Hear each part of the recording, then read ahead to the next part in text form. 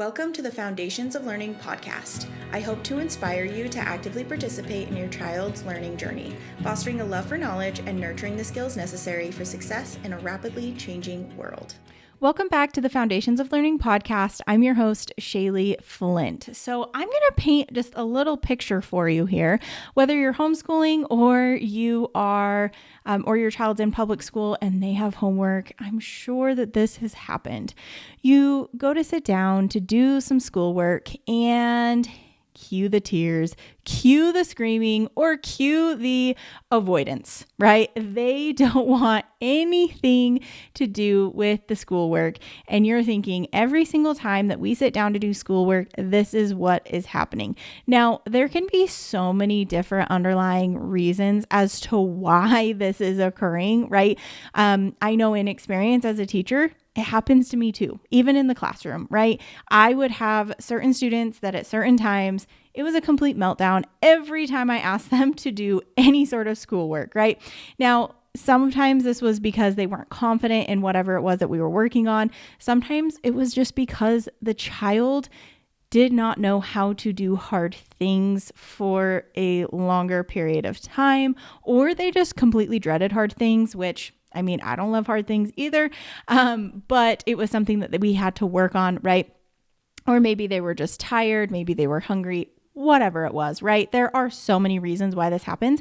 However, there are certain things that you can do to kind of mitigate this learning time or take control back on this learning time so that you can actually find success and you don't have to have those tears or those meltdowns or the avoidance every single time that you go to learn. All right, so let's talk about management style. Now, there are a couple of ways that you can kind of go about this, and it totally depends on the child's personality because not every sort of management style is going to work for every single child. However, the more clear and concise that you can be during that learning time, the more successful learning time you're going to have. And what I mean by that is that if both of you understand how long you're going to be doing it, how many tasks they have to complete, and what your expectations are during that time, it's going to make that learning time easier because for the most part, students love routine. Like, not students, but children, right? Children love routine. They want to know exactly what's going to happen, how long they have to do something for, exactly how many things they have to do. Because if they have that time limit or they have that clear and concise expectation or even just knowing what is going to happen, it helps them to, if they did have any anxieties, to calm their anxieties because they know what to expect. So in creating these clear and concise expectations, I would explain to my students like why we had to do X, Y, and Z. I would explain to them what I expected of them and why I expected that of them. And then we'd kind of come to this, common ground of like, okay, I know what I'm going to expect from this lady here in this classroom. I know the consequences if I don't follow the rules, because that's the other piece is that you have to say, these are my expectations. And if we do not meet these expectations, these are the consequences of what will happen, and you have to follow through. The biggest advice I can give is that that you need to follow through. If you don't follow through, that child knows that they don't have to do what you say because there's no follow through. They're like, your words mean nothing. You're like, whatever you said doesn't mean anything, right? Another pointer is that you want to make sure that the consequence is a natural consequence. Now, what do I mean by that? For example, if I had students that were, they wanted to avoid doing their work during our work time, if we had some sort of fun activity planned or whatever it was, they did not get to join in that activity because they did not get their work done. And so my students knew, we had our saying, which I'm sure you've heard, we work hard so we can play hard. But if you do not work hard during our work hard time, you do not get to play hard. And that's just the consequence of avoiding our work, right? So my students knew, and I always followed through with this. There was not one time that I was like, you know what? Okay, whatever. No, every single time. And sometimes that was really, really hard for the child and even for me, right? Like there were times where it took days. And then finally they were like, okay, she means it. Like, I have to work hard during that time. So make sure that you set the clear and concise expectations. Make sure that you have consequences and you are both aware of what those consequences are and that they are natural consequences and that you follow through. Now, one thing about consequences, some children don't do well with consequences or they don't care. Like, they do not care. They're like, you know what? No, I am sticking this flag in the sand and I am not moving on from it and whatever, right? There are some kids like that and they're very stubborn that way, or more like, hard-headed. They don't want to be told what to do or when to do it or how to do it. And that's totally fine. Some personalities are like that. I was that child. I was the stubborn child, right? So if that is the case and they are stubborn and they do better with positive reinforcements, you're going to have to give them a reward, right? So like, what is something that they can earn for doing X, Y, and Z? And I would start off with something that is maybe a little bit more, you give it to them more frequently in the beginning. And then as they, meet their goals of like, okay, we're going to sit here for, 2 minutes and we're going to do one, letter sound or something, right? And you have to sit here for the 2 minutes and then you can get this little tiny prize, right? And then, okay, now we're going to up it to 5 minutes. Can you do it for 5 minutes? And you make it like this competition, right? And then each time that they up it, they get that reward and they get to the bigger reward until you get to the point of where they can actually succeed, right? Or where you can up the time and then they can get to that time. So if those, other consequences, like a negative consequence where, you don't get to play with that because you didn't do your work or whatever, if that doesn't work for them, try the positive reinforcement. And you kind of have to see like what's going to work with your child. So another thing I want to talk about is providing autonomy through choices. Now, you don't want to overwhelm your child with choices because that's just going to be the worst thing you can do, because choice overwhelm is also a thing. However, you can still provide them with choices that gives them that autonomy and they almost feel like they're more a part of it, right? This is something that they're not just being forced to do. This is something that they get to do, right? And it's super fun and they get to have these choices. However, the choices that you want to provide your child are the choices that you want them to do. So if, for example, like if I was like, do you want to do learning time? They might say no. You don't want to ask a question, one, that you don't want the answer to, and two, you don't want to give them a choice that's not going to get you to where you want them to be, right? So maybe you're like, well, we could do learning time today or not do learning time today. They're going to say not do learning time, right? That's a choice I could give, but I don't want that to be a choice that they can pick, right? So you have to think about the type of choices you are providing. So I'm going to give you some examples that you can do. I would only do like a couple of these choices and I would have them choose it before the lesson even begins. Don't give them choices during the lesson because that is going to ultimately like throw off the rhythm and that might actually make learning time even harder. So make sure that you give them these choices beforehand. So an example. Do you want to play for 15 minutes first or do you want to read for 15 minutes first, right? So you're giving them that option. They know that they get to play, but they also know that they're going to have to read, right? So 15 minutes of play first or after you're reading, which one would you like? And they get to choose that. Do you want to use markers or crayons to write with? They get to choose the medium. It really doesn't matter what they write with as long as they're writing, right? So giving them that option of crayons or markers or colored pencils or pencils or glitter pens or watercolors, whatever, right? It doesn't matter because my goal is still that they are going to write. Do you want to build words with letter blocks or magnet tiles, right? So if you don't know what magnet tiles are, they're really just what they're called, right? They're little tiles and they're magnetic. You could write letters on there and then they have to choose the letters and make words and so on, or they could use letter tiles, pull the letter tiles down and write that way, right? So they get to choose again. You're still spelling, but what medium are we spelling in? It doesn't really matter, but they get to have a choice and that makes it more fun for them. Do you want to work on reading in your room or in the kitchen, right? Maybe you have a designated learning area, maybe you don't, or maybe they're sick of that learning area and they want to choose a different learning area and that's more fun for them.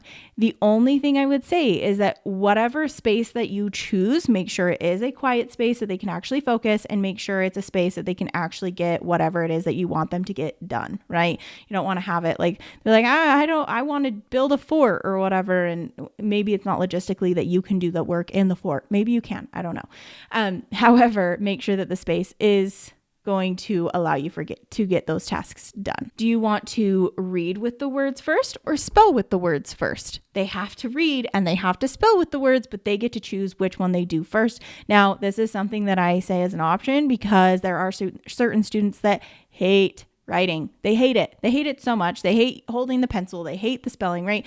They just don't enjoy it. And so if you can give them a choice of like, hey, which one do you want to do first? Maybe they want to get the part that they hate over first, and then they do the reading part second, right? But they get that choice. Do you want to read this story or this story, right? So we're asking them, which story do you want to read? Now, when you're doing like a phonics lesson, I always had decodable readers that they could use to read with. And maybe you have multiple decodable readers that go over the digraph TH, right? So they get to choose which story it is, but they're still practicing the skill of reading with the digraph TH. Do you want to use a Pop-It or Play-Doh to pop your sounds, right? So this might be for phonological awareness. This could be for spelling, however you want to use that, but they get to choose the medium in which they get to pop those sounds.